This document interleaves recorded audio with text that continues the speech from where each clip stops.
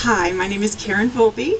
First of all, we all have so much in common. It's kind of crazy, and it's a lot. I've got a lot of nerve to try to come before you and tell you my story, because I bet if you each came up here and told your story, it would be an amazing one, because cancer tends to bring that out in people.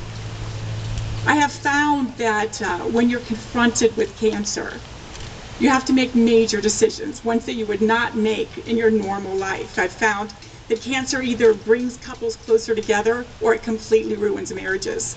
I've seen cancer bring people closer to God and tear them away from God. Cancer just changes things.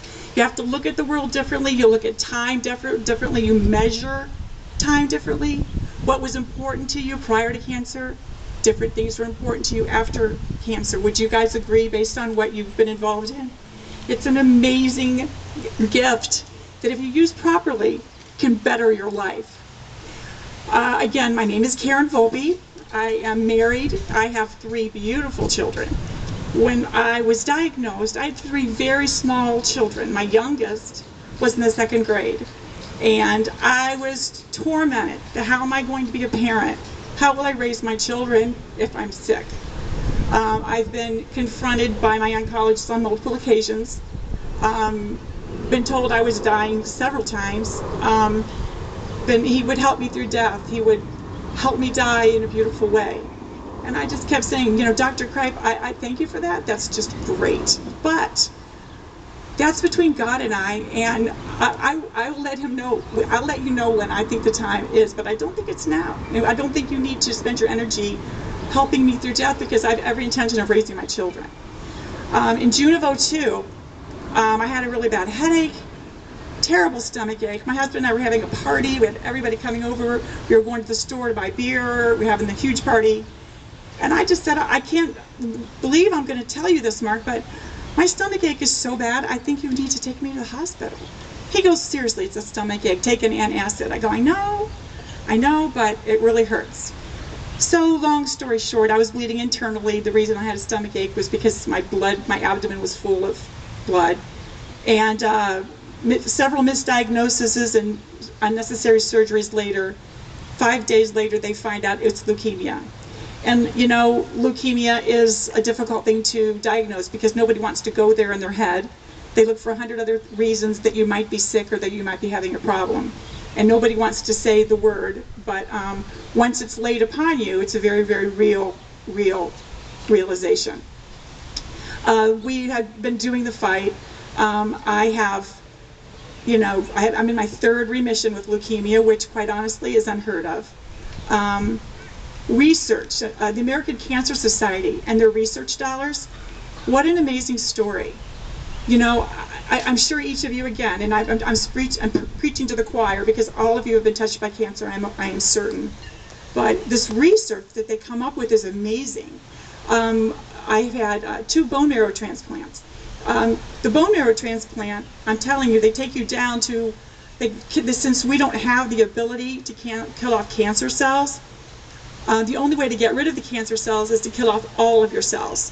So when you have a bone marrow transplant, they kill off every cell in your body, assuming that if I kill them all, I will kill the cancer. So that's where our heads are right now in the medical world. Certainly, we're hoping if you can access a satellite from a toy in your pocket to find out how to get somewhere, I am certain that soon we'll be able to figure out a better way to find the cancer cells and not kill all of them. But when you go in for a transplant, they kill all of them. They bring you within an inch of your life, and then they give you the transplant. Research dollars have allowed me to be alive. They have found a drug called Atra that was developed for HIV and AIDS patients. Well, I've been taking that. I took that drug for years, and it did me wonders.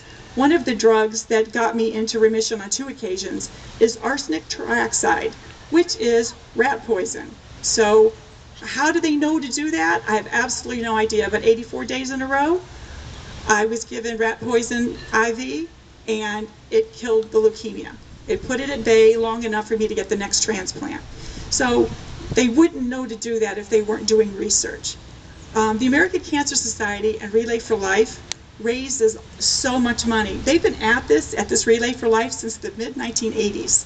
So you can only imagine, look what it's built to. There was an oncologist back in the 80s who was frustrated that no money was being raised and no research was being done and that his patients were dying. And he started this in the mid-1980s. All of this money, and one goes to research, but it also goes, are you aware that in Indiana and across the country that the Cancer Society supports housing? So if you have if you're sick and your family wants to be with you while you're ill and you're in another city or in another town or another state, the Cancer Society has housing available for you to stay, because so you don't have hotel bills mounting. I mean, it would be very nice if you had cancer and you live next door to the cancer hospital, but that's generally not the case. So it can break a family. The medical bills alone are very challenging, but when you have to put together the fact that you have a child that's ill, or the parent doesn't want to be alone and you need to have support at the hospital, the Cancer Society, the one in Indiana, is available and based at St. Vincent Hospital. But there is also one being built that's not through the Cancer Society at IU Hospital called Fairhaven. So they're going to have that available to you as well. But I think that that tool is so amazing. I had my first transplant in Chicago and our family used it just because I was there for a month and a half and we could not afford to spend a month and a half in downtown hotel bills in Chicago. So what it does and the tools that it uses and the research that is available because of the dollars that you raise, it just gives everyone hope. And without hope, we're lost.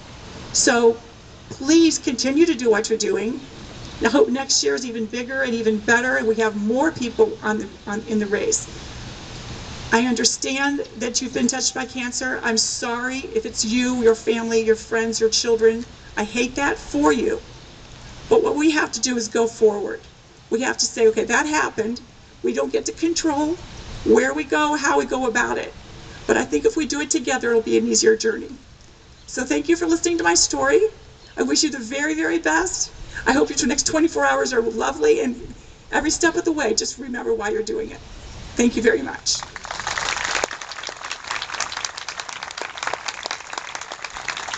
Thank you, Karen.